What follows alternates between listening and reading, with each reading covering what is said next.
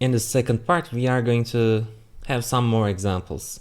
So let me close this P form, and then let's create a new form, going through forms, and then I will choose the create form in design view option. And in this form, let's say that this is for adding new products to our database. So let me create some label and double click on the label, and let's change the label of this one. Let's call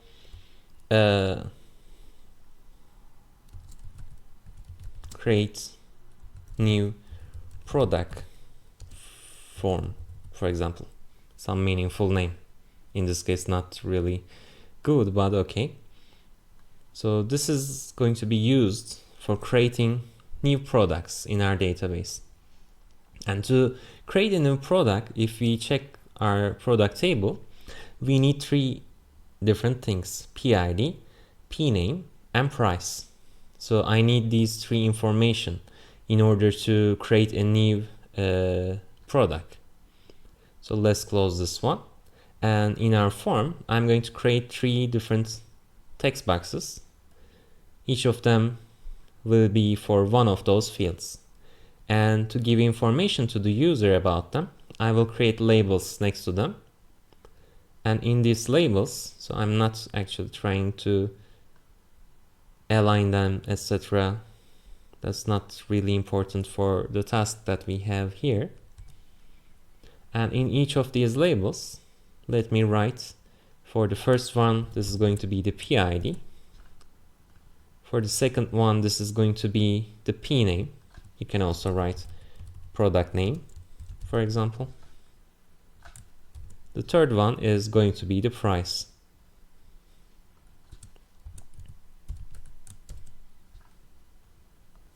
And then I also need a button. And on this button, let's call it add new product. And one important thing is that I need to know the names of these text boxes. So whenever I create a new text box, it automatically generates a name for it. But if I'm going to use the values of these text boxes, in this case I am going to, I need the name. So if I double click on this one, let's call it PID. So with all uppercase letters to remember it. For this one, let's call it PName. And for the third one, let's call it price. And let's close this part.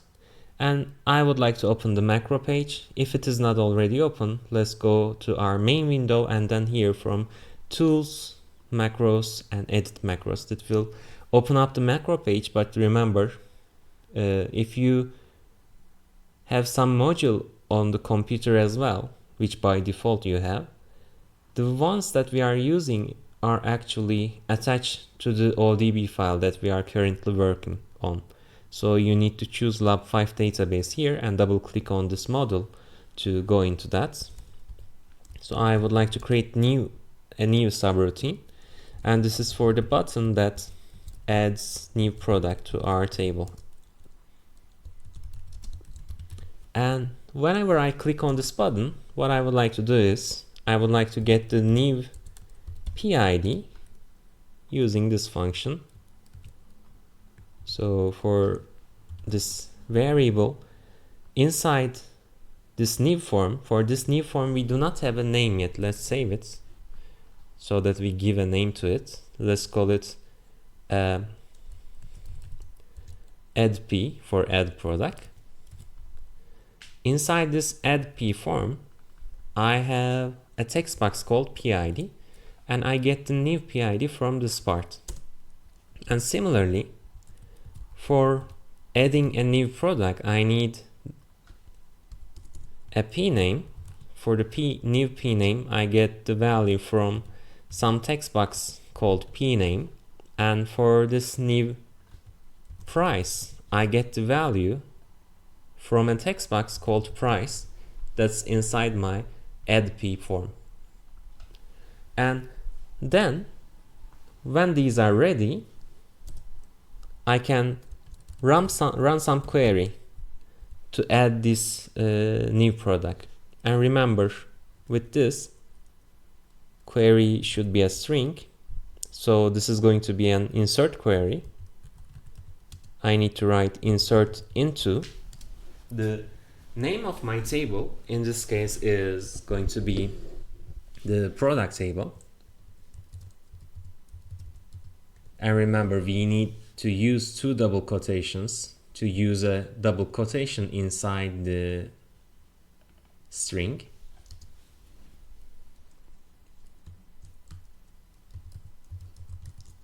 And then I give the values, right? And my values are going to be in the parentheses.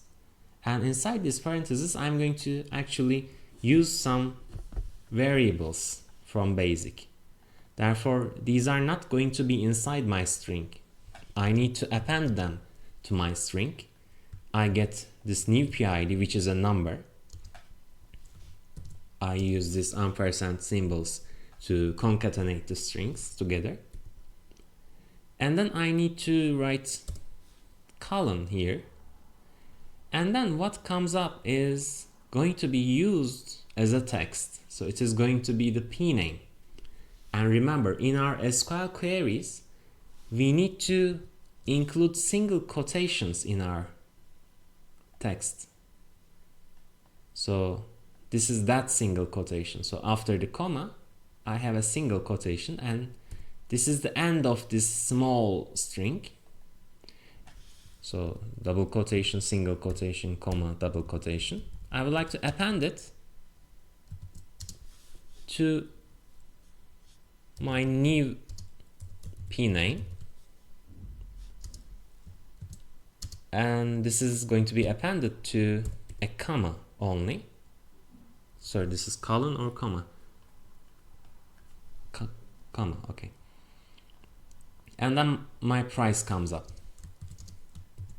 Since price is a number, I don't need to include the single quotation, but for the ending part, I need to include the ending of the single quotation here. So this can be a little puzzling. So for the text, if this is a text, P name is a text, I need to include the single quotations in the beginning and at the end. And since I'm creating a whole new string, I need to append these commas as well as small strings. At the end, this parenthesis will also come from, so remember how we wrote, maybe it is better to write it first here to show it. If I were to write some insert query, what I need to write is going to be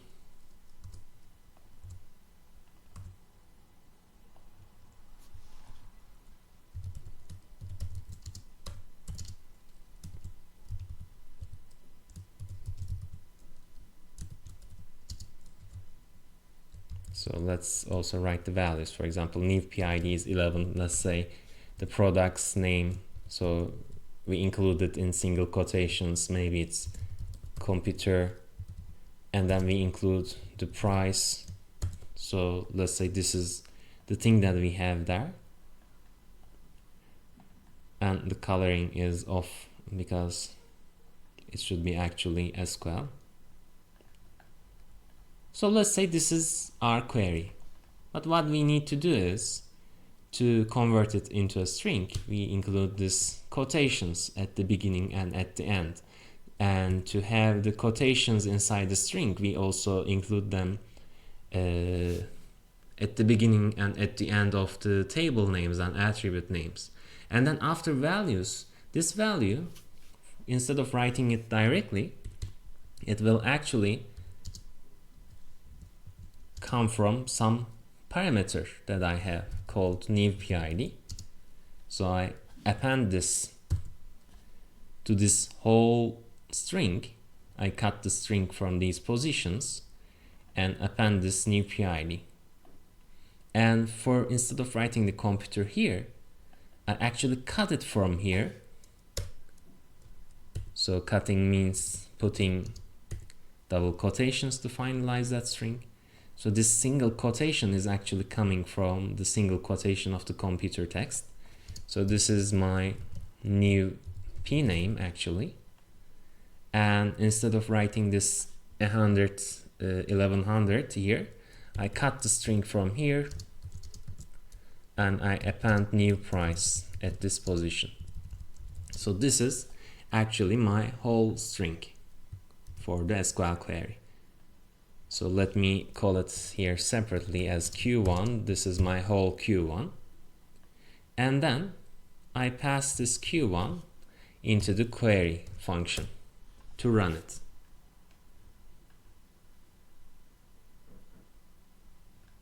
Now this is attached to our add product button.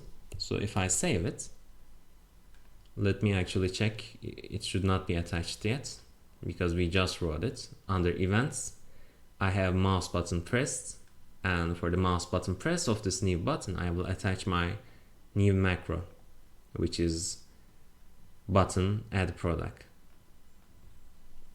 So then if I save this part and close it, if I double click on my add p form, I can write some PID here, write the name of my new item, let's call it maybe shirt, and then some value here.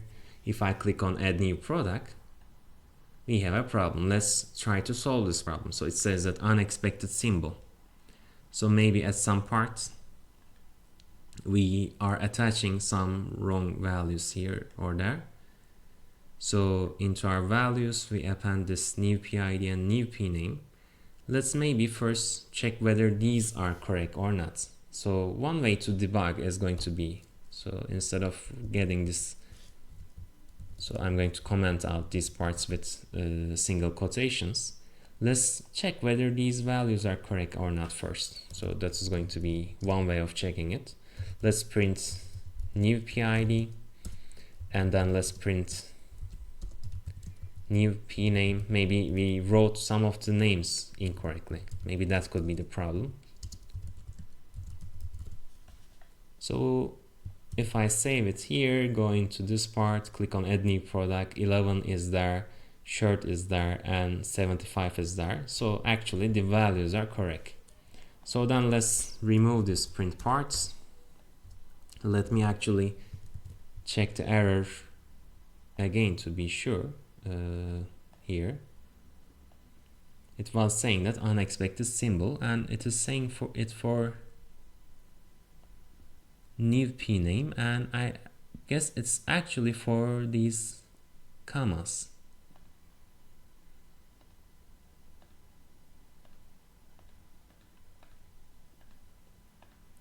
So we are giving these values, new PID, and then maybe it might make sense. So for now, let me just omit the single quotations and try it. It causes the problem here again. New p name. Let me check whether I write it correctly. So it seems to be correct. So the problem could be these commas that we are adding into the string after our values. So let me check the string, insert into product table these values, and for those values actually we are appending these strings. And one thing to be sure is maybe I can also go into the tables and look at whether these are numbers or text. P name is text, the others are number, so that's also correct. I guess I had some example around here. So whenever we were getting multiple columns, we append them with dashes. That's something else.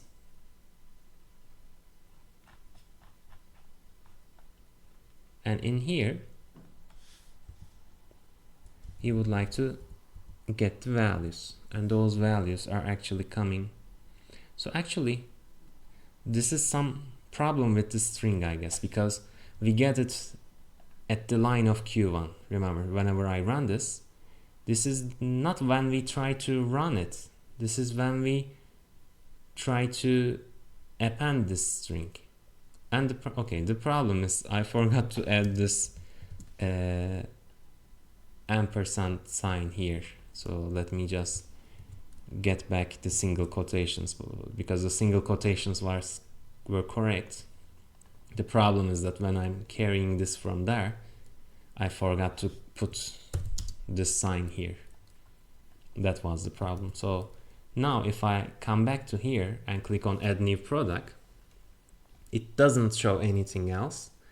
But if I go to my database and check the product table, I see that shirt is added to my database. But whenever I click this again, I will get an error for my SQL query.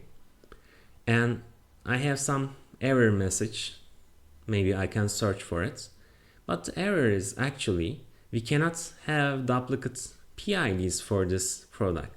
So the problem is actually something else, and this error is not that meaningful. So then I need to change my PID to some other value, and then I can also change this as a different item, shirt 2 maybe this is with some different price. And then if I check the product table, I see shirt 2 is now an option. And if I actually go into my main form, and if I click on go to product page, now I see that these new items are also listed in my P list. So since these all are using the same database, whenever I update my tables from some form, the effects are visible in other forms. So one thing that we can fix is, for now, whenever we add a new item, we don't show any message to the user. So that's something that we can do. We can in here print successfully added, and then we can append the name of that new item.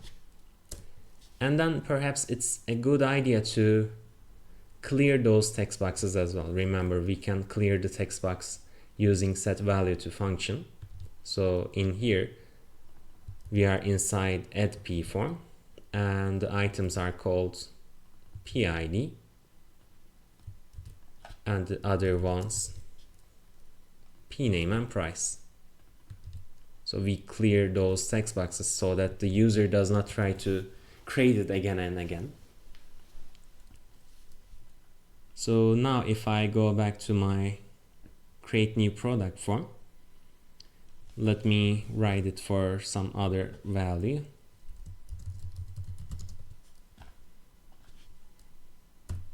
When I click on add new product, it says successfully added computer 2. If I click on OK, now it removes or it clears these text boxes. So that's some useful thing to have. So let me also go into the edit of add p form, and in this form let's also include a button to go back to the main menu.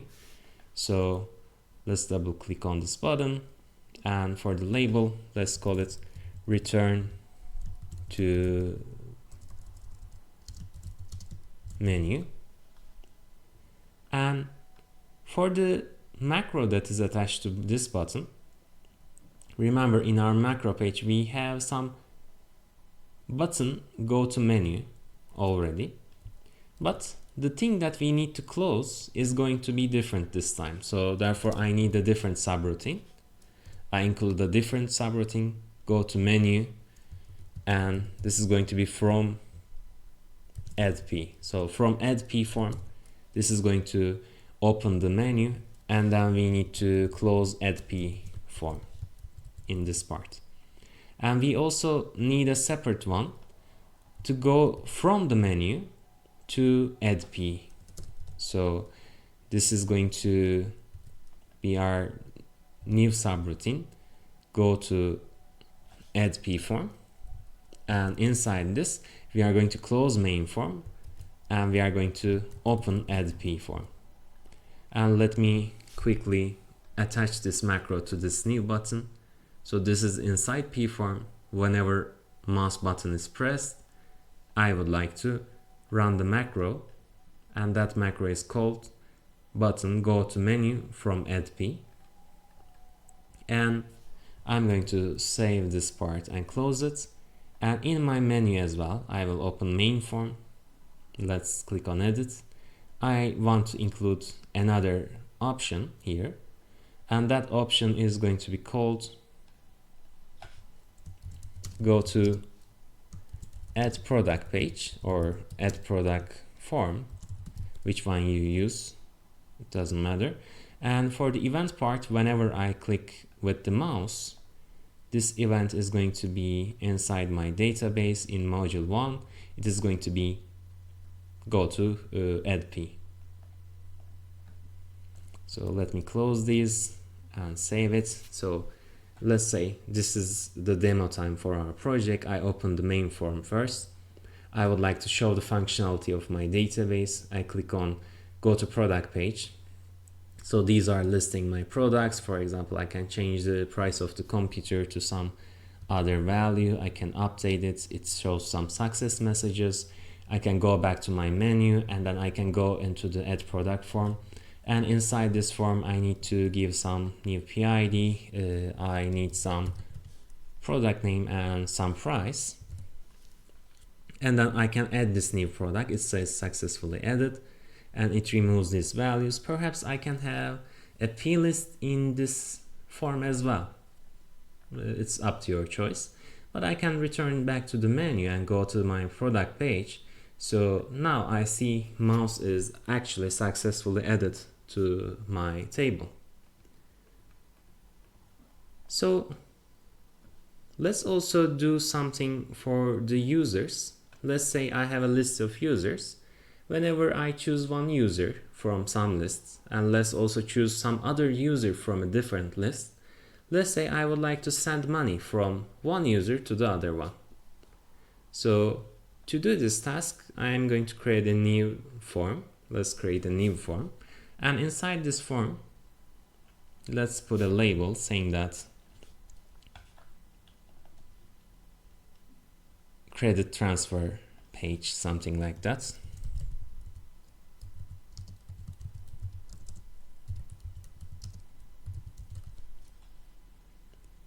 And in here, let's also include two different labels for from and to users. And let's also put some label for the amount. I'm going to change the text of these. So let's call from as the label, not the name of this label, as the content of this label. And this is going to be to. And let's also have one saying amount. And let's also add a text box for the amount. Let's add a button to send this amount. So I will double click on the button. On top of it, I would like to write send. And for these from and to parts, let's include two lists. So I need to get the value from these list boxes and this text box. So I will double click and give names to them. So for the first one, let's call it from list. For the second one, let's call it to list. It is going to be the name. Let me check it whether I wrote it correctly. Okay. And for the text box, let's call it amount. And whenever I click on send, I would like to actually send this amount from this person to the other person. And let's go back to our macro page. Now first, I need some button to go into that form. And whenever I go into that form, I would like to fill the contents of my list boxes. So let's call it button go to TP transfer page. So let me actually save this form first as TP for transfer page. Without saving, I cannot access it. I'm going to close main form and open TP. And after opening TP, similar to what we have done when we go to P form, I would like to fill the contents of my list boxes similarly. So let me just copy these parts for now. So in this part, what I would like to do is to fill the list box.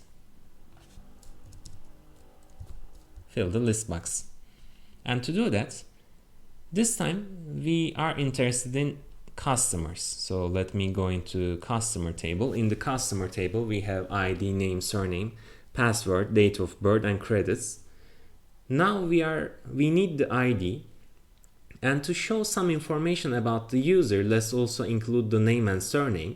We don't need to show the passwords or date of birth of these users, but getting the credits is going to be useful. So in this table, I want ID, name, surname, and credits. So let's close this one and let's go back into this part. So I would like to select the ID dash the name dash the surname, another dash. I also want the, what was it called? Credits. I also want the credits. Remember, this second column is required so that we can get some, we don't get errors. So just write some valid attributes. It can be the primary key ID as the second column after comma. Otherwise, it will give an error for the text box, for the list box, sorry. For the list boxes, by default, a second column is required. We may or may not use this second column. We are actually not using those second columns in our examples, but it should be given, otherwise it gives an error. These are going to be from the customer table, and this is actually our query to fill the content. And while filling the content, for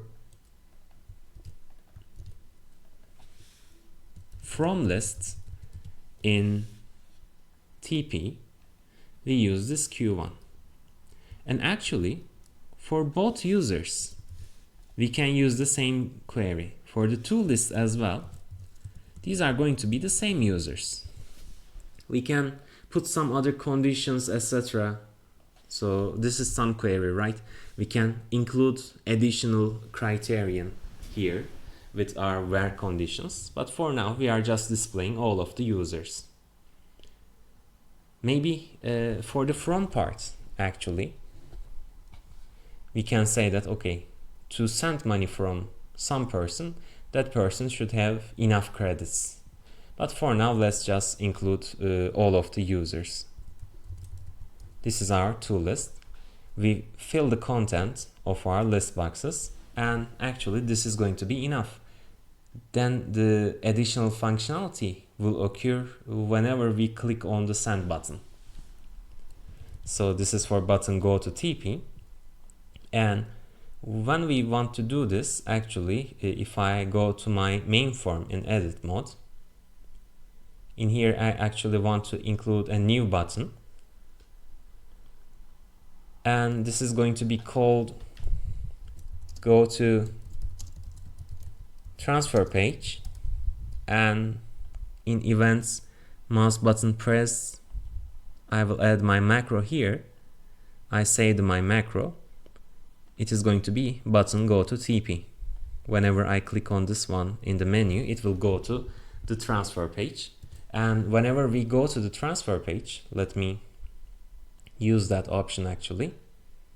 I open the main form, I click on the go to transfer page, and now I'm not seeing these lists. So we forgot to do something. And if I open TP in edit mode, remember that to have some access to our tables in this form as well, under forms and then form properties, in the data part, I need to choose one content. Whichever it is, it doesn't matter. It should be one of them. Otherwise, we don't have connection to any of our tables. So if we attach one of these tables, if we give access to one of these tables, then through it we can access the whole database. We can access the different tables. But in order to access the tables, we need to choose this form properties data content as one of the tables that we have. So now I'm going to save it, close it. If I open main form, if I click on go to transfer page, now I see that my users are now listed here. And the thing that I would like to do is now to add some new macro. And in that macro, I would like to get the user's ID from this part and from this part. I would like to actually decrease the money of this user by the amount. And I would like to increase the money of this second user by the same amount. So let's do that for now. So I need some new subroutine, and inside that subroutine, what I would like to do is so let's create that subroutine first. So this is going to be called sub button send.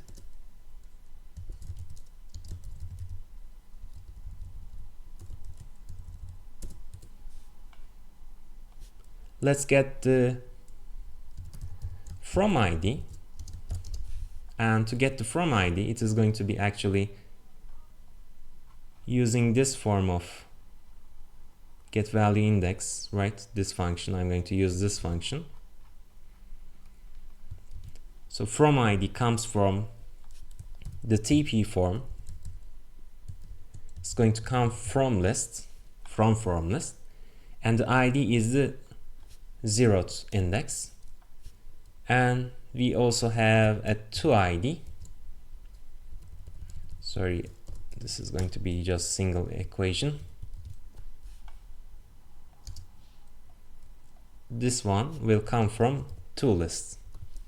Again, we are using the 0th index. And with these values, then we would like to run some queries.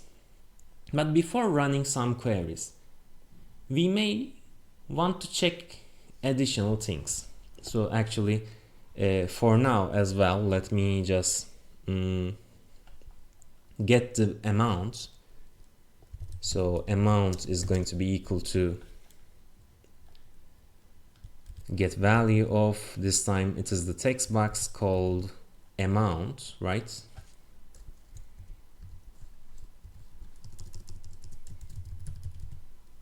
I will get the value of that text box. And for that text box, we can check whether we enter some correct value or not. So for now, I have my button send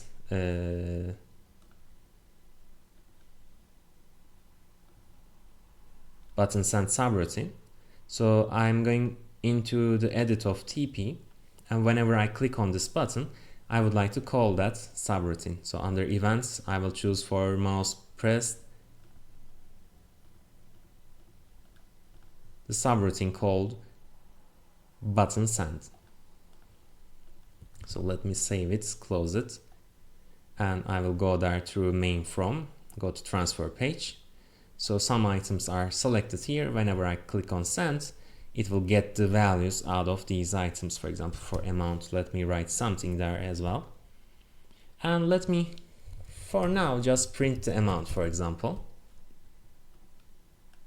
Whenever I click on send, it shows me 45. And let's check one thing. Let's say some value is equal to amount plus 10. If I run it now, or if I click on send here, action not supported, it says invalid procedure call.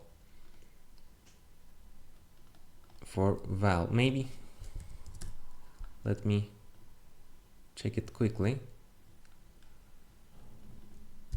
Okay, the val was actually some reserved word. That was the problem. So if I write 45 and if I click on send, it shows me 4510, which is not the thing that I expected. This is actually showing up as a string. So the thing that I have inside amount acts like a string actually, but I want to use it as a number because maybe I would like to compare it with some other value as well. So maybe I should have actually tested it before. So I guess can we write something like that? Not really. Let me check it quickly. Actually, let's check it together maybe. Because like not always you get what you want. In basic, what we would like to do is string to int. Visual Basic is actually using a similar convention. So if you find a solution for Visual Basic, it's going to be the same. So in here, we need to convert it to integer, it seems like. Or maybe we can also say basic string to number. Maybe numbers are maybe more general ones. So changing the types. So this is actually a shorter notation. We can just, I guess, use it as integer then.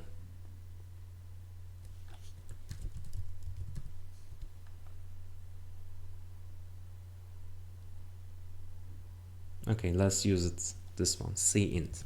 It is going to convert it into an integer. So for amount here, I'm going to convert this amount into an integer so that I can add 10 to it. And then whenever I run it, now I see the summation. So then in here, what I would like to do is actually, I would like to convert the amount into an integer first. So I get the value out of a text box, and from the text box, what we get is a string. For the IDs, it doesn't make matter that much because these IDs are going to be used as values to our query. We are going to send them, we are going to append them to our SQL string. But with amount, if we would like to compare it with something, perhaps in here, I might have some if statements. If amount is less than 1, for example, then, so this is the if else for basic, if condition, then some lines here. If the amount is less than 1, I can print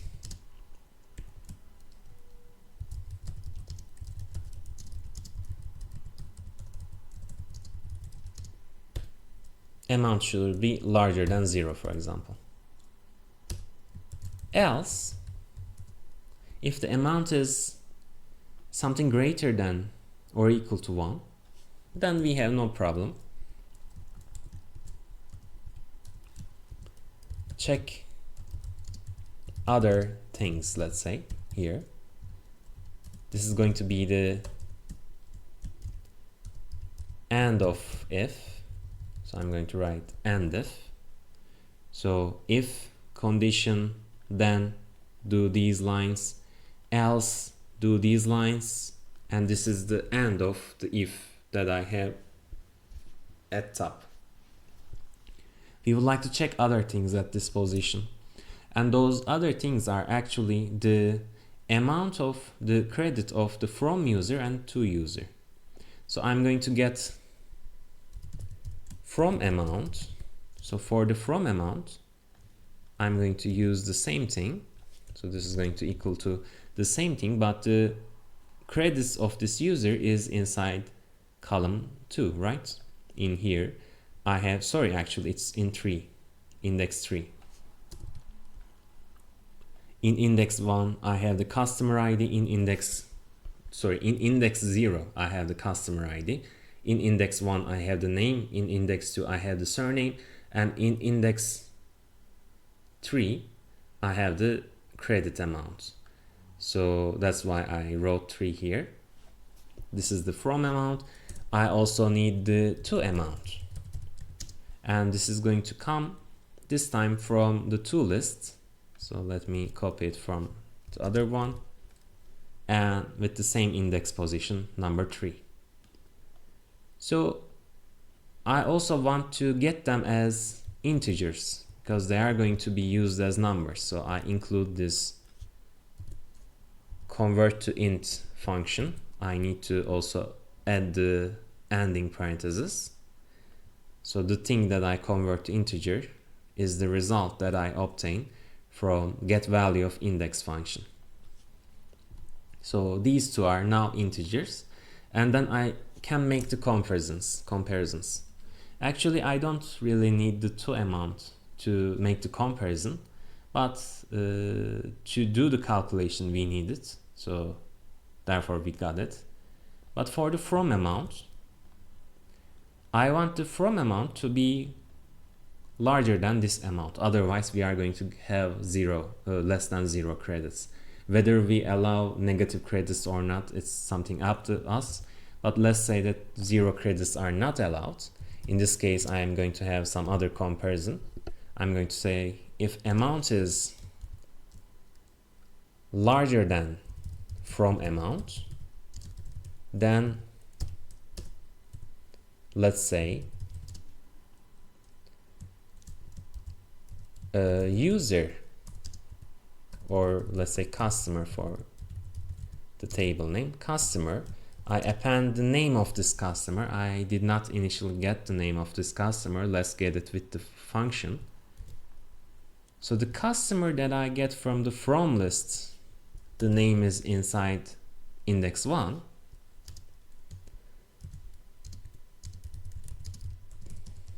Does not have enough credits. So this is some message that we give to the user, because we cannot do the operation. If that's the case, we display this message. Else, in this else part, from user has enough credits, we can do the operation, and this is going to be the end if. So this end if corresponds to this if and else, and this end if corresponds to this if and else. So for each if, maybe we may not have an else part, but we have to have an end if statement. But if we have else, the things that we do for this if are in these lines, so I can have multiple lines here as well. This will be done if the condition is true, and if this condition is false, then we are inside this else part. From user has enough credits, so then I need to calculate the new amounts. So let's call it new from credits. What is going to be this equal to? It's going to be equal to from amount minus amount. Both are converted to integers. I can make this operation.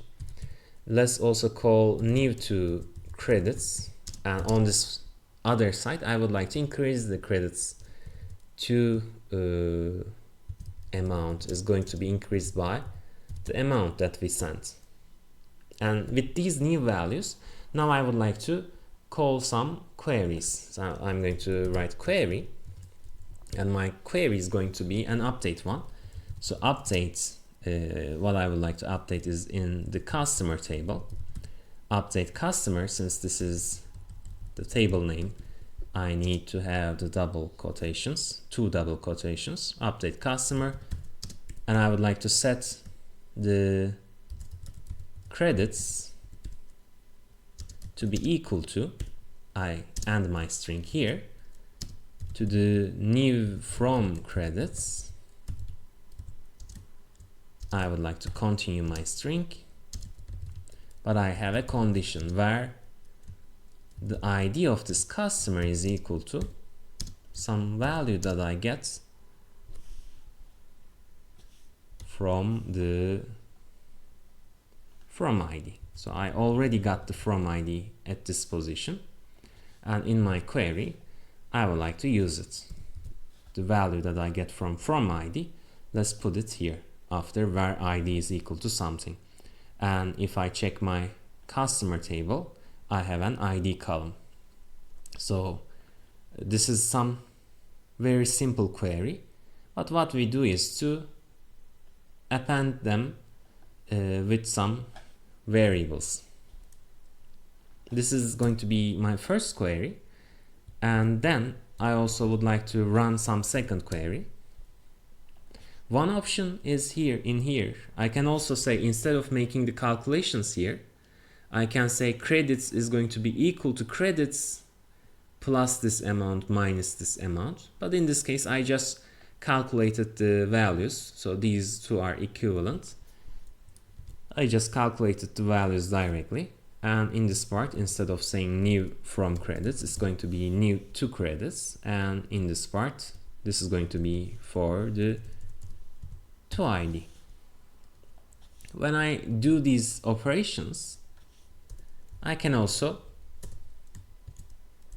let's also update lists. I can also update those lists. And remember, to update the lists, it is going to be exactly the same thing that we initially did. We will just use some query to fill the content of our lists. And while we are here, let's also clear our item. So to clear the items, remember we had set value to function. So I will just get rid of this print v. It was from earlier times.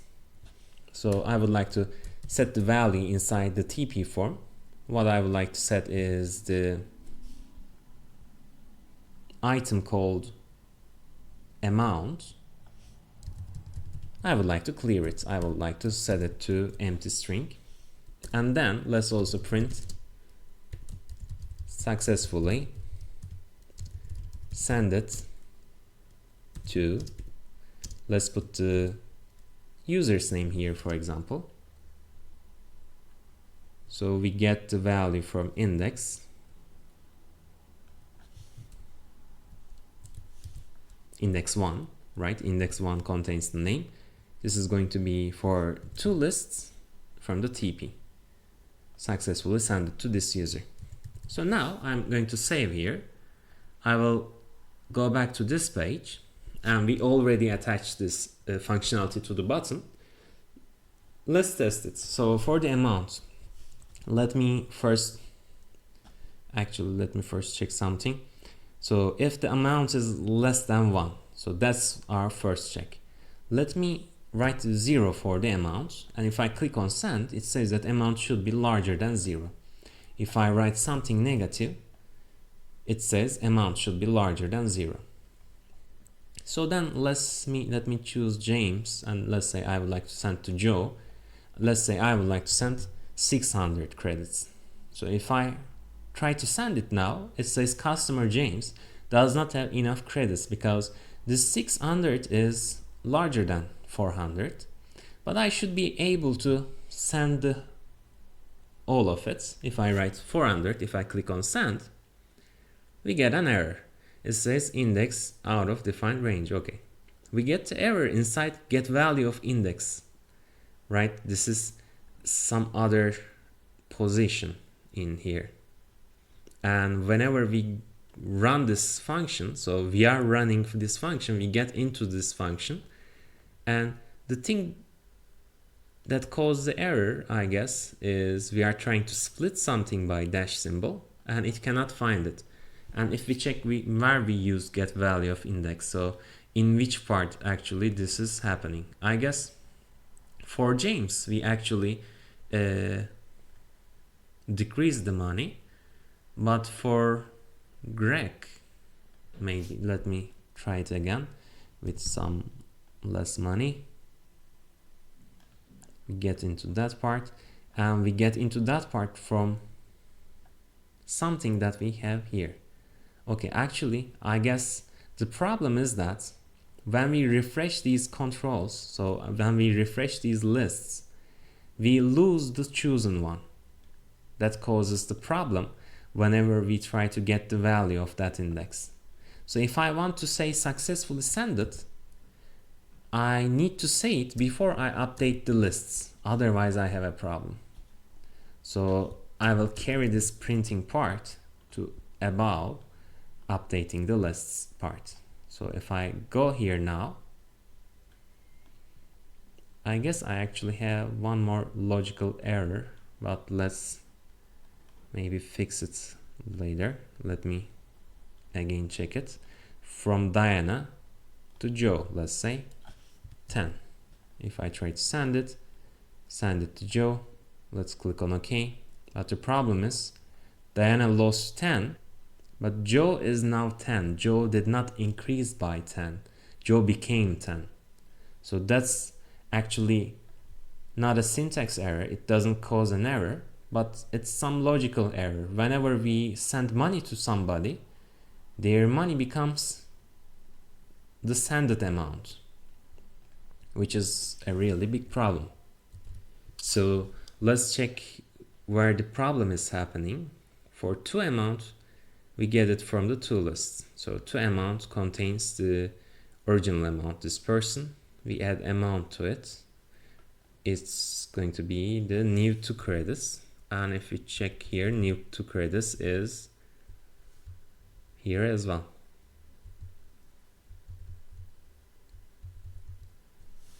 When the user has enough credits. Then we update those lists, and those amounts should be actually correct. So we set the credits to be equal to this new credits, and for that new credits actually I guess we have some problem. So to check the value of it, let me print new toCredits here as well. Maybe we made some typo here. No. So to check new toCredits, I'm going to print it here. So let me go back to here. From Diana to Greg, for example, let's send 5.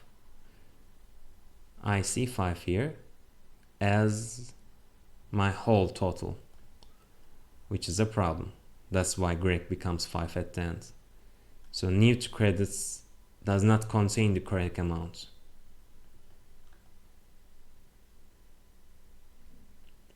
So then let's check the toAmount. toAmount is problematic in some position, because although I add amount to toAmount, did I wrote it incorrectly maybe? Yes, I wrote it incorrectly. I'm using some new variable that I just declare here. So if that variable is not declared, it declares it and sets this value to 0. That was my problem. I had a typo in here, and this is some good example for you as well. So if you mistype something, you should check whether you are using the correct variable names. So now from Diana to Greg, let's send 10. Successfully send it to Greg, and then Greg is updated by 10. It increased by 10. Diana lost 10. So from to James, let's send some money. So from Diana to James, let's send some money. Now James has some money. From James to Joe, let's send some. Let's send 23. It should decrease by 23, and it is updated. So now we have a working system. So that's going to be it for this video as well. And remember, we can get the values out of list boxes. So actually we can do anything with these. But in the next lab, we are also going to see some additional functions to get the single values out of queries. So in the next lab as well, we are going to look at this function for get value from SQL. It uses the dlookup function that's included, and the lookup function gets the first row value for the given SQL query.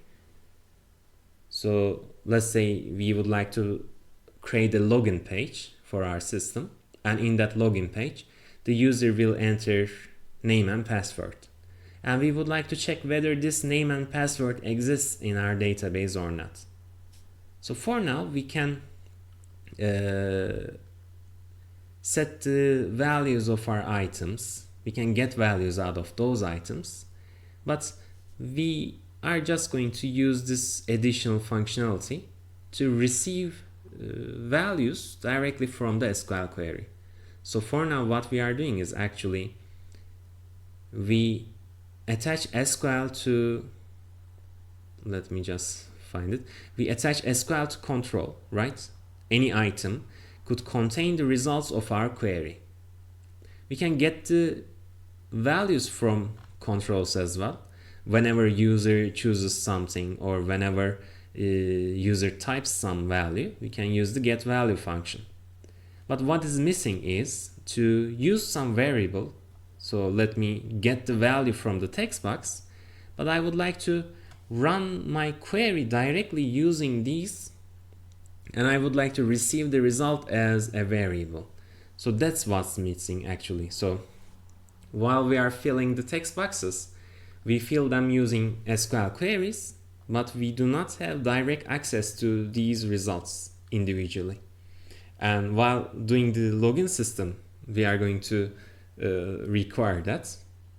But in this part, actually, we have some similar functionality. So whatever solves the problem, it will be enough for your project. So you can have additional buttons, additional text boxes or list boxes to choose like individual things. But with the login part, we need to type the name and password. So choosing the existing user from a list is not applicable for the login case, because in the login scenario the account is protected with the password. Therefore I need to get the values, and then in the backend, without showing anything to the user about my existing users, I need to make some operations and find out whether this is an existing user or not. But other than that, what we have seen so far is actually enough to create like many of the functionality of your projects. For example, instead of this amount, it can be for searching my items. I might type something here and it will run some query, and in that query maybe I have some regular expressions. I append my text to some star symbols, and maybe it shows only the ones with those names, for example. But for now, this is going to be enough for us, and I'm going to actually save this database as well, and this will be included if you would like to download it and check it. So this is going to be Lab5 database final, since we are at the final part, or we finished it, let's say. See you later.